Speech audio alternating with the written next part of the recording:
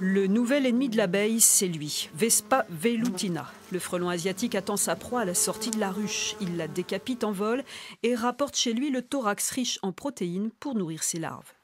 Au grand mot, les grands remèdes, seul un professionnel peut en venir à bout avec un insecticide réservé aux spécialistes. C'est un insecticide très puissant à base d'hypermétrine, c'est pour tuer vraiment les frelons systématiquement quasiment.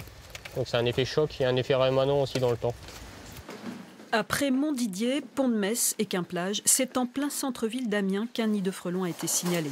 Juste sous les combles d'un immeuble. Confronté pour la première fois à cette espèce, ce spécialiste s'est fait surprendre par l'agressivité des insectes. Rien d'étonnant selon les autorités sanitaires qui recommandent en revanche de n'intervenir qu'au crépuscule. Ce qu'il faut surtout éviter de faire, c'est de faire en sorte que les frelons se dispersent.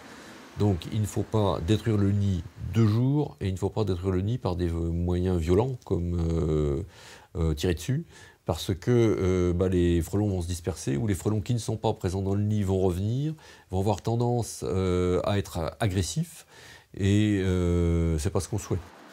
Chaque nid peut atteindre en un an jusqu'à 12 000 individus. Parmi eux, près de 500 adultes peuvent se reproduire.